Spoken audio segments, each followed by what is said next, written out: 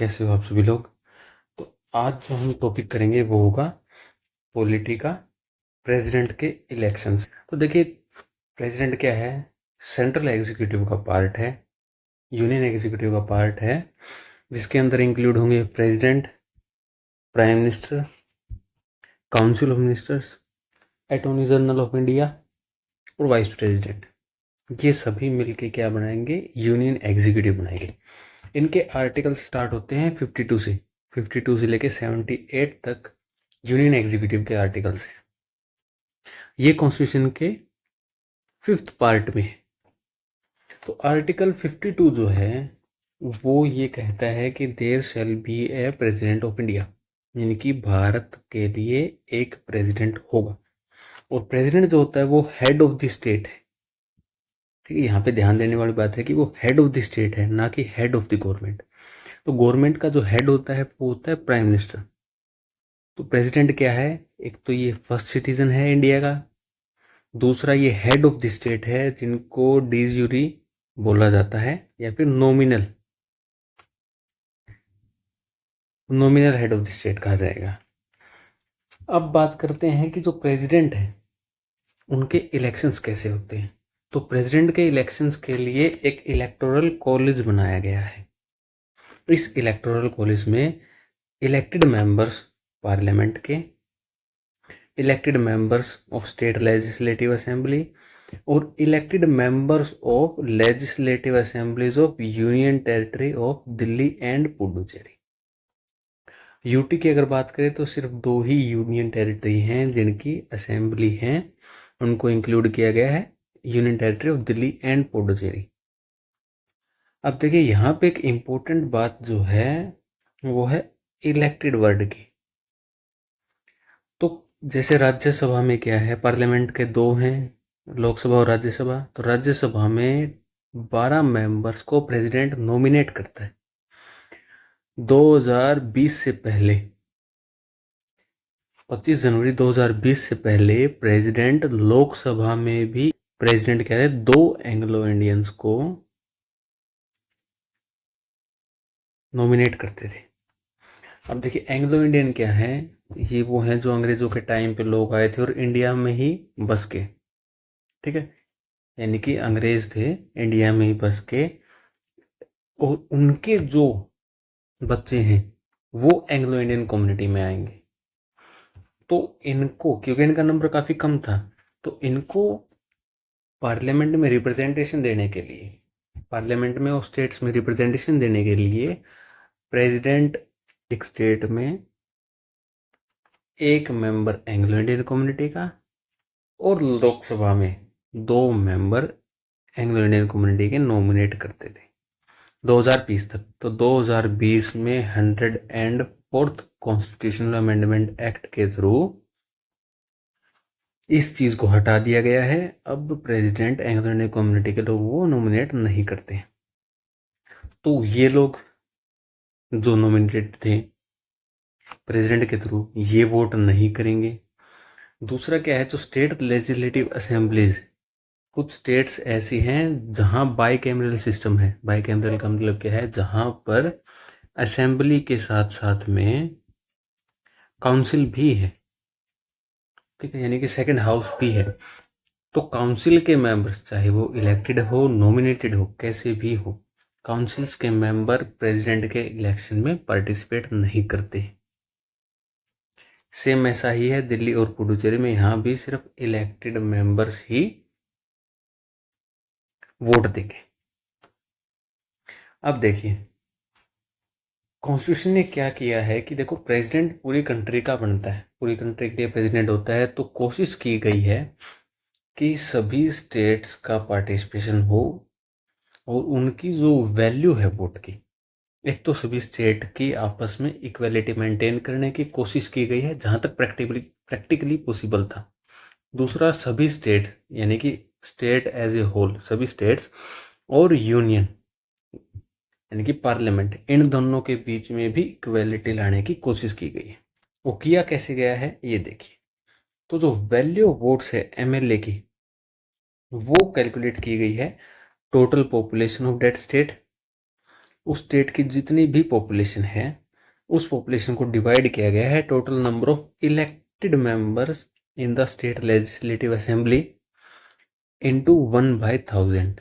तो यहाँ पे एक चीज़ जो बहुत इंपॉर्टेंट टॉपिक है वो है कि ये पॉपुलेशन ऑफ द स्टेट जो है वो ली गई है 1971 के सेंसस के हिसाब से, यानी कि 1971 में जो भी पॉपुलेशन थी स्टेट्स की उसके अकॉर्डिंग लिया गया है और ये 2026 तक ऐसा ही रहेगा।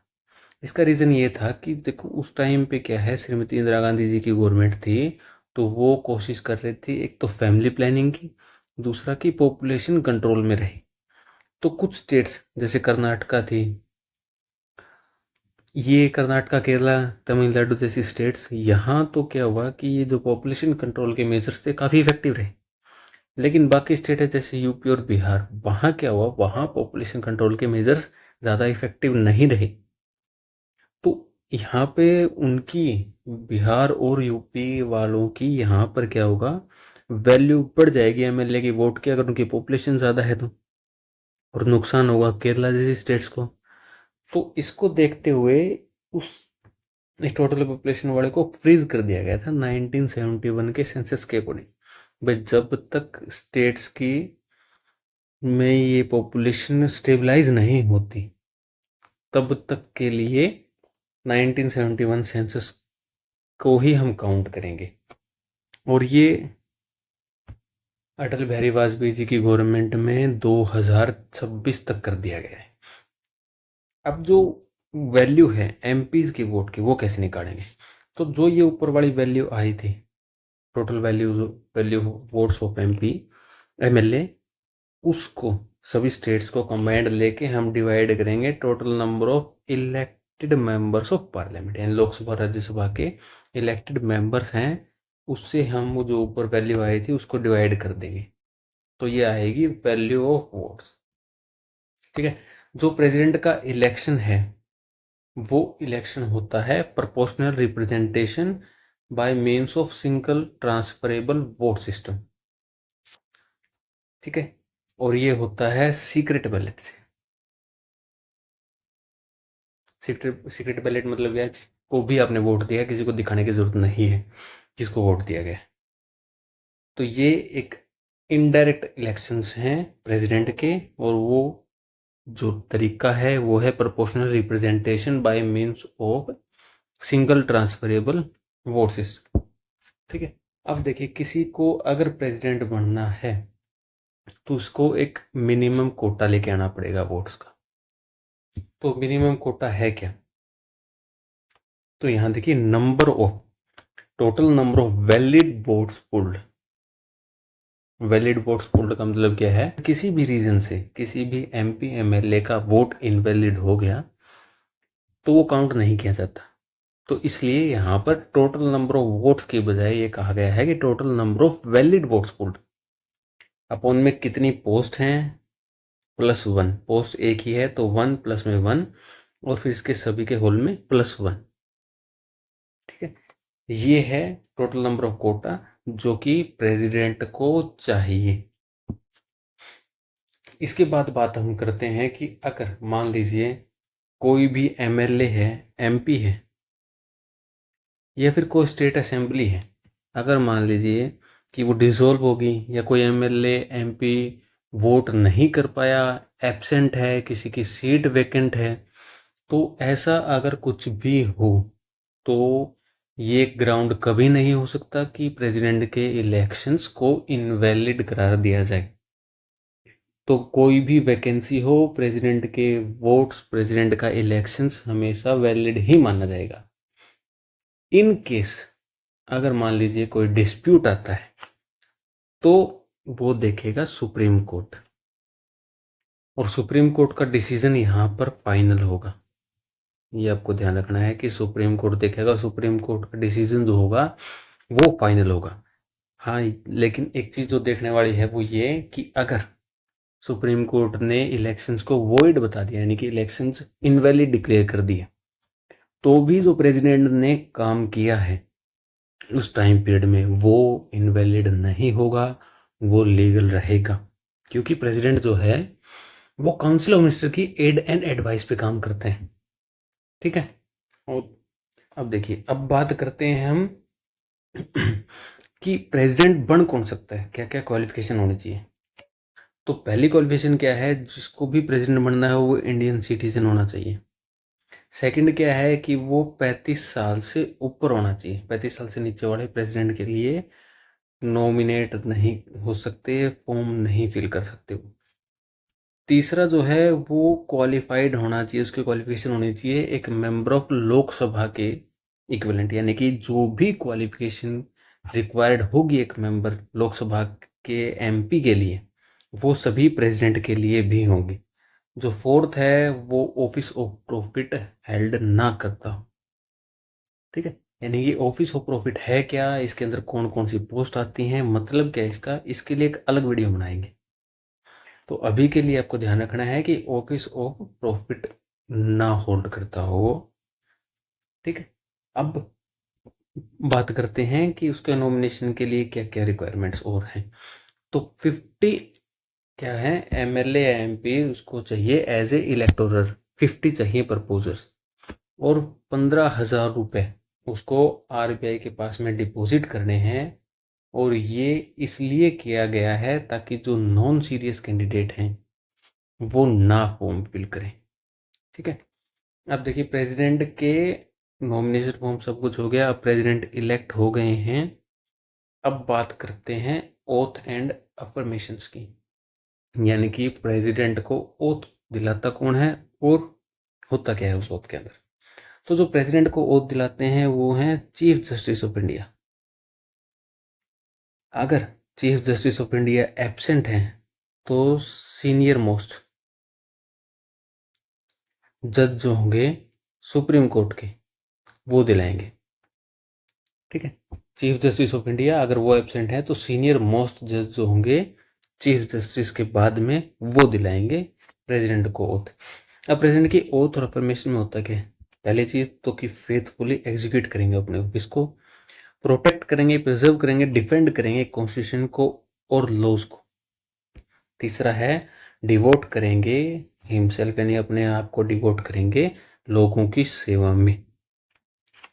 अब बात करते हैं प्रेसिडेंट के ऑफिस की कंडीशंस क्या होंगी। वो कोई भी हाउस का मेंबर नहीं होना चाहिए, यानी कि वो एमपी एमएलए ना हो। अगर प्रेसिडेंट एमपी और एमएलए है तो जिस दिन भी वो प्रेसिडेंट के ऑफिस को एक्वायर करेंगे, मतलब प्रेसिडेंट के ऑफिस, प्रेसिडेंट का एज ऑफिस ज्वाइन करेंगे, उसी दिन से मान लिया जाएगा कि उन्होंने अपने एमपी और एमएलए के जो पोस्ट थी वो छोड़ दी है।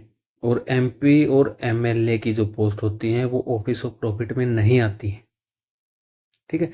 दूसरी जो कंडीशन है वो है ऑफिस ऑफ प्रॉफिट होल्ड ना करते हो।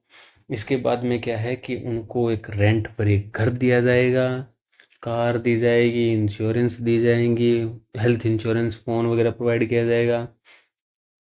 उनकी सैलरी और रेम्यूनरेशंस जब तक वो ऑफिस में हैं, उनके जो अलाउंसेस हैं, सैलरी वगैरह है, वो कम नहीं की जाएंगी जब तक वो ऑफिस में हैं।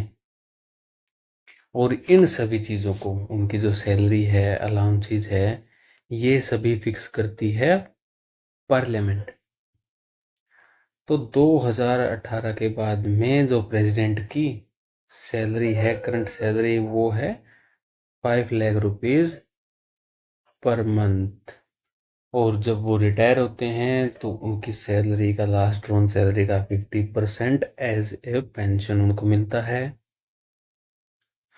और उनको रहने के लिए वेल फर्निश्ड रेजिडेंट दिया जाएगा, फ़ोन फैसिलिटी होंगी, कार, मेडिकल ट्रीटमेंट और ट्रैवल फैसिलिटीज़ प्रोवाइड की जाएंगी। उनको up to 1 lakh office expenses के लिए भी दिया जाएगा। अगर प्रेसिडेंट की डेथ हो जाती है, यानी कि एक्स प्रेसिडेंट की रिटायरमेंट, मतलब ऑफिस के बाद में उनकी अगर डेथ हो जाती है, तो उनका जो 50% था पेंशन का, उसका भी 50% उनकी वाइफ को दिया जाएगा। बाकी फैसिलिटी जैसे कार, रेजिडेंट वाला सेम रख के उनको दिया जाएगा, और उनको ऑफिस एक्सपेंसेस के लिए 20,000 रुपये दिए जाएंगे।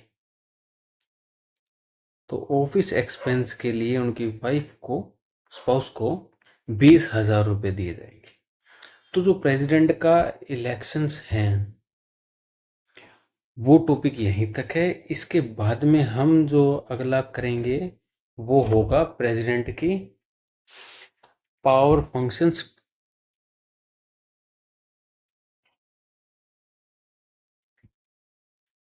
उनका टर्म क्या है, कितने साल तक रहते हैं, कैसी वैकेंसी आ सकती है। इम्पीचमेंट, इम्पीचमेंट वर्ड का मतलब क्या है, प्रेसिडेंट को रिमूव कैसे किया जा सकता है, ये सारे अगले टॉपिक पे करेंगे। Thank you so much, have a nice day.